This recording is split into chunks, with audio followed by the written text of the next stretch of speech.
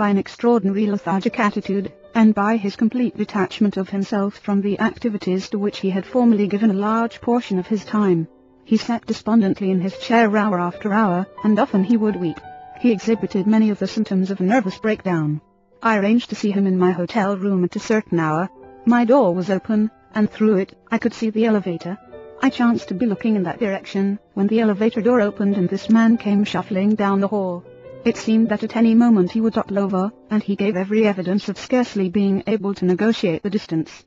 I asked him to be seated, and engaged him in conversation, which conversation was rather fruitless, for it revealed little enlightenment, because of his tendency to complain about his condition and his inability to give thoughtful consideration to my questions. This was apparently due to his enormous self-pity. When I asked him if he would like to be well, he looked up at me in the most intense and pathetic manner. His desperation was revealed by his answer, which was that he would give anything in the world if he could regain the energy and the interest in life which he formerly enjoyed. I began to draw out of him certain facts regarding his life and experience. These were all of a very intimate nature, and many of them so deeply embedded in his consciousness that it was with the utmost difficulty that his personality yielded them up. They had to do with old infantile attitudes, fears that stemmed from earliest days, most of them deriving from the mother-child relationship. Not a few guilt situations appeared. It seemed that over the course of the years these factors had accumulated like drifting sand across the channel of a river. The flow of power was gradually decreased, so that an insufficient amount of energy was passing through.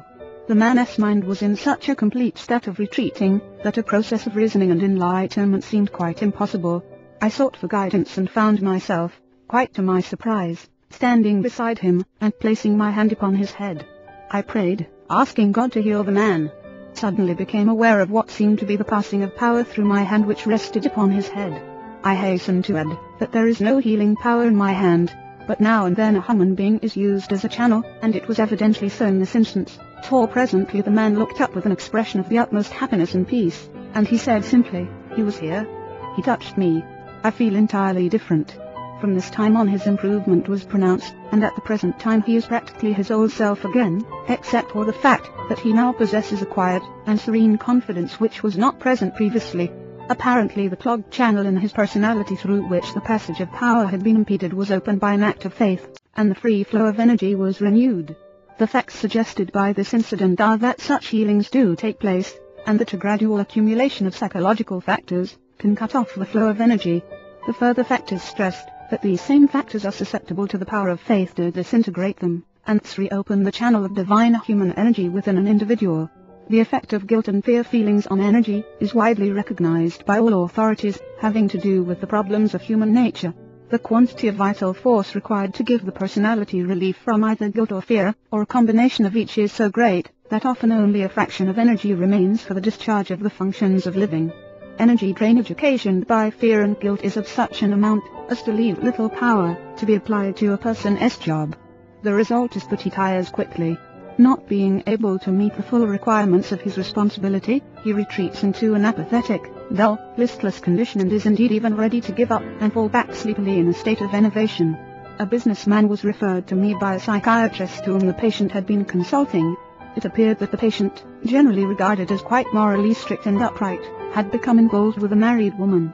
He had attempted to break off this relationship, but was encountering resistance from his partner in infidelity, although he had earnestly besought her to abandon their practice, and allow him to return to his former state of respectability. She had threatened him with the possibility that she might enlighten her husband concerning these escapades, if he insisted in his desire to cease the relationship. The patient recognized the fact that if the husband became apprised of the situation, it would result in disgrace for him in his community. He happened to be a prominent citizen, and prized his high standing. As a result of his fear of exposure, and a sense of guilt, he had been unable to sleep or rest. And since this had gone on for 2 or 3 months, he was in a very serious slump in energy, and did not possess the vitality to perform his job efficiently. Inasmuch as some important matters were pending, the situation was serious. When the psychiatrist suggested that he see me, a clergyman, because of his inability to sleep, he remonstrated by saying there was no way in which a clergyman could correct the condition which caused his sleeplessness, but, on the contrary, he felt that a medical doctor might supply effective medication. When he stated his attitude to me, simply asked him how he expected to sleep when he had two very annoying and unpleasant bedfellows with whom he was attempting to sleep. Bedfellows? He asked in surprise. I have no bedfellows. Oh, yes, you have, said, and there is nobody in this world who can sleep with those two, one on either side. What do you mean? He asked. Said, you are trying to sleep every night between fear on one side and guilt on the other, and you are attempting an impossible feat. It makes no difference how many sleeping pills you take, and you admit you have taken many such pills, but they have had no effect upon you. The reason they do not affect you is that they cannot reach the deeper levels of your mind where the sleeplessness originates, and which is siphoning off your energy. You must eradicate fear and guilt before you will ever be able to sleep and regain your strength. We dealt with the fear which was of exposure by the simple expedient of getting him ready in mind to face whatever might ensue as a result of doing the right thing, which was of course to break off the relationship regardless of consequences. I assured him that whatever he did that was right would turn out right. One never does wrong by doing right. I urged him to put the matter in God's hands and simply do the right thing, leaving the outcome to God. He did that, not without trepidation, but with considerable sincerity just the same. The woman, either through shrewdness or some expression of her own better nature, or through the more doubtful expedient of transferring her affections elsewhere, released him. The guilt was handled by seeking God's forgiveness. When this is sincerely sought it is never denied, and our patient found surcease and relief. It was astonishing how, when this double weight was lifted from his mind, his personality once again began to function normally. He was able to sleep. He found peace and renewal of strength. Energy quickly returned. A wiser and thankful man, he became able to carry on its normal activities. A not infrequent case of diminishing energy is staleness. The pressure, monotony, and unceasing continuity of responsibilities dull the freshness of mind which a person must have to approach his work successfully. As an athlete goes stale, so does the individual, whatever his occupation, tend to come upon dry and arid periods. During such a condition of mind the expenditure of greater energy is required to do with difficulty what one formerly did with comparative ease.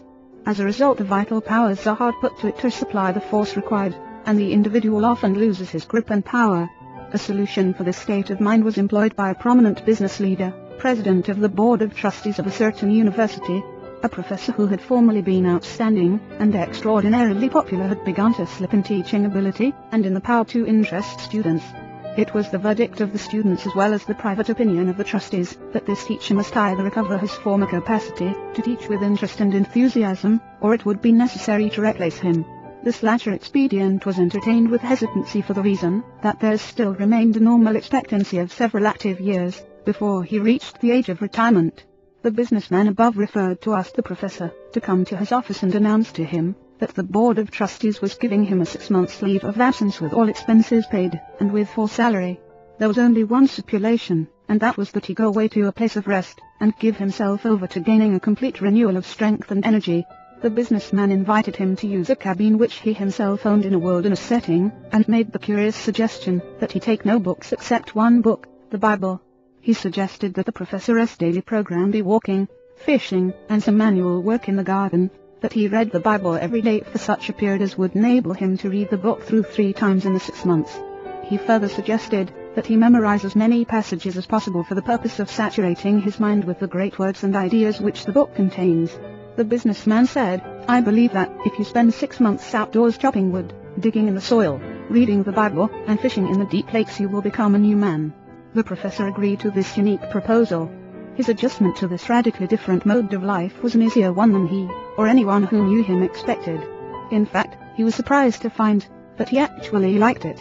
After he became conditioned to active outdoor living he discovered that it had an immense appeal to him. He missed his intellectual associates and his reading for a while, but forced back upon the Bible, his only book, he became immersed in it, and to his amazement found, as he put it, a library within itself. In its pages he found faith and peace and power. In 6 months he was a new man. The businessman now tells me that this professor has become, as he puts it, a person of compelling power. Staleness passed away, the old-time energy returned, power surged back, zest for living was renewed. Try prayer power in a business office high above the city streets. 2 men were having a serious conversation. One, heavily troubled by a business and personal crisis, paced the floor restlessly, then sat dejectedly, head in hand, a picture of despair. He had come to the other for advice, since he was considered a man of great understanding. Together they had explored the problem from every angle, but seemingly without result, which only served to deepen the troubled man's discouragement. "I guess no power on earth can save me," he sighed. The other reflected for a moment, then spoke rather diffidently. "I wouldn't look at it that way. I believe you are wrong in saying there is no power that can save you. Personally, I have found that there is an answer to every problem. There is a power that can help you."